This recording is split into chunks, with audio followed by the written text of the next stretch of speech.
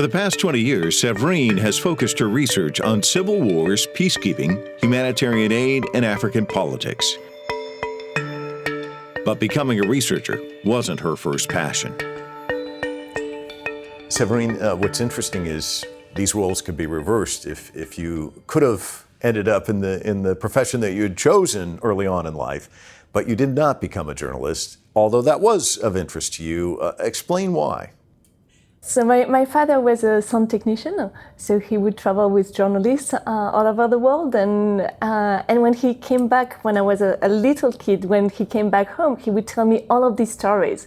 He would tell me stories about the Iranian Revolution. He would tell me stories about the Algerian Revolution, about walking with Rwandan refugees, about bomb fallings all over the place in the former Yugoslavia. And in the stories, he told me he was always the hero.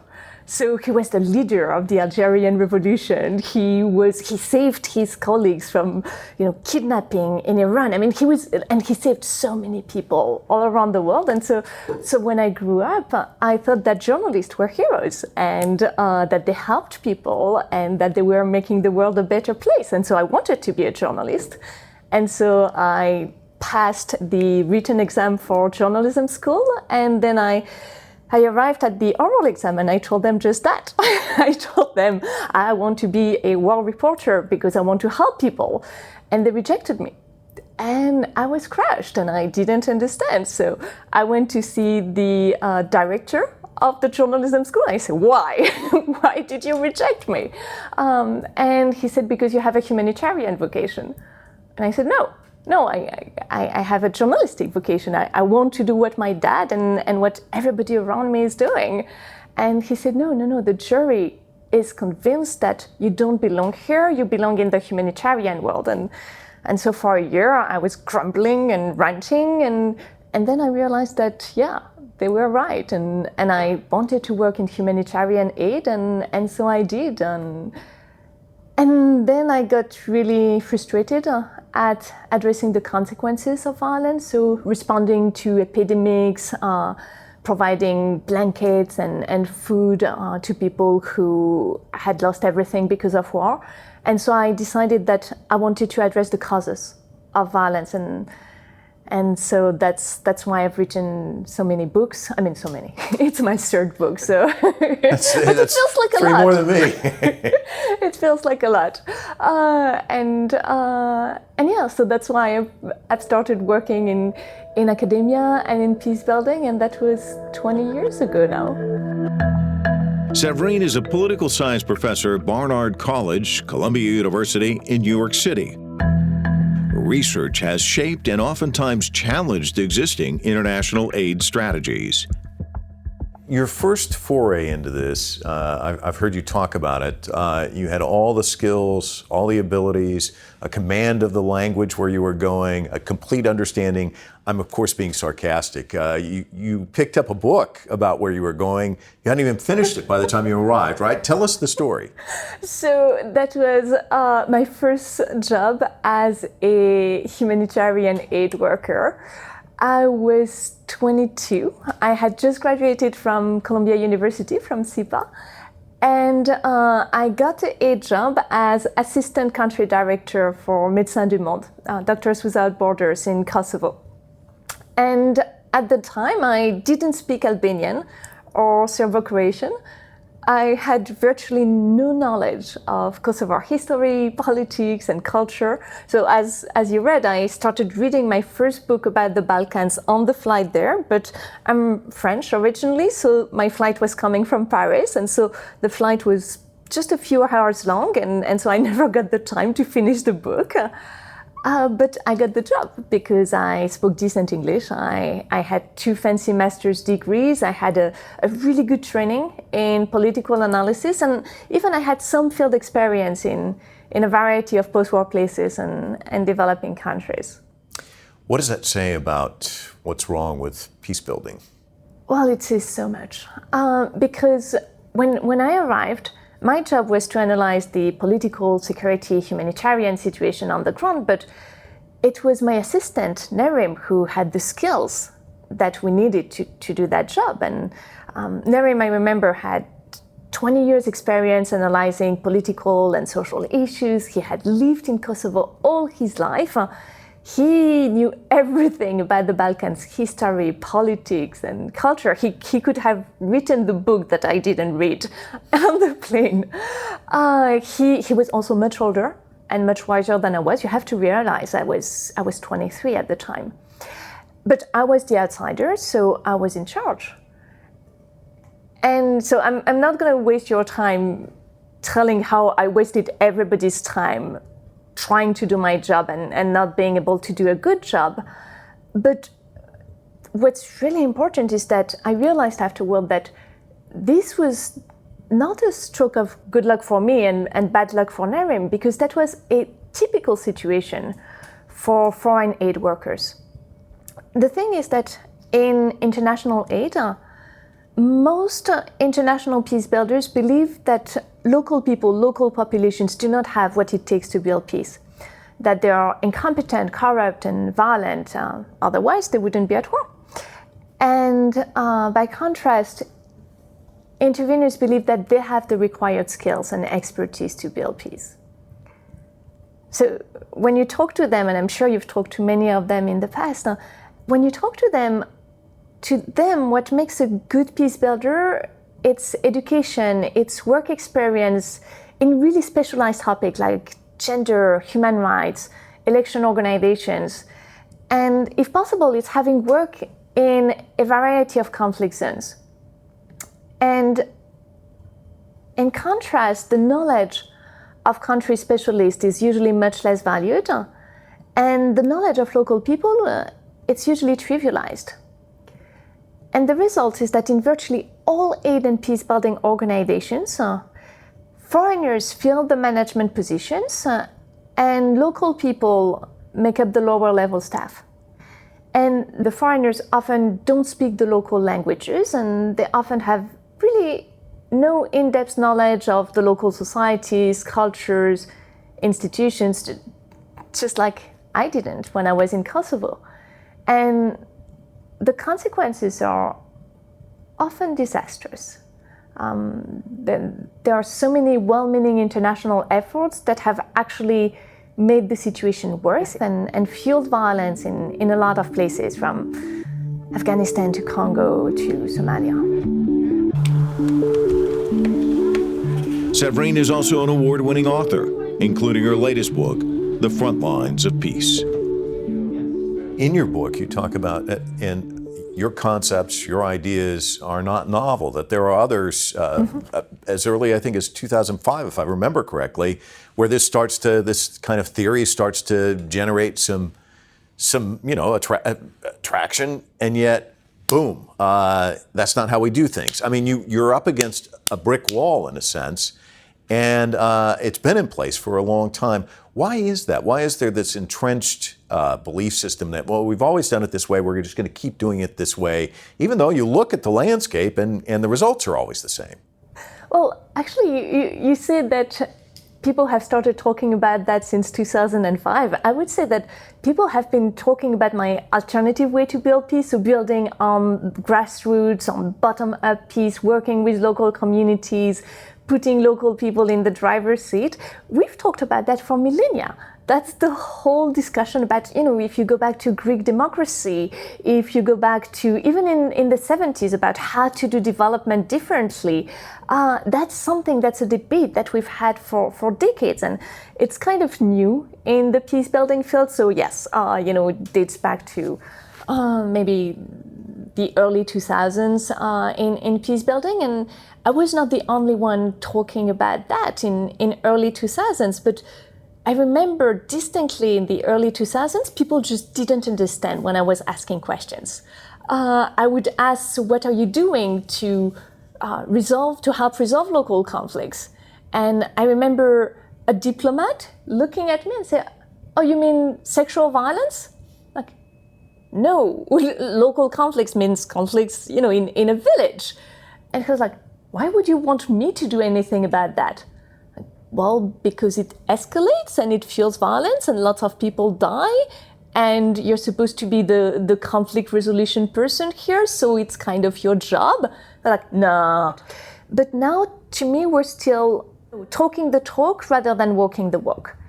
And the reason is, there are still a lot of people who just don't believe in these ideas.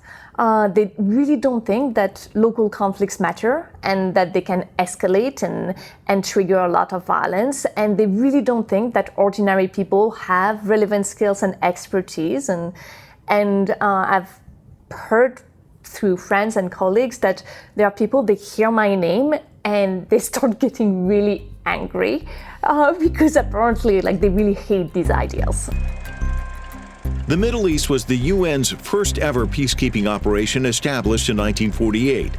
It was tasked with mediating conflict between Israel and its neighbors both during and after the 1948 Arab-Israeli War.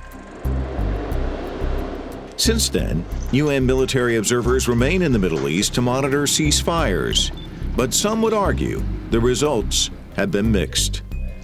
So when you look at Gaza, and we keep seeing this repeated over and over again, what can be done there? Because so many people are just like, nothing can happen. And every U.S. administration has somebody, we're going to send them to the Middle East, and we're going to come up with some Middle East peace accords, and it just never goes anywhere.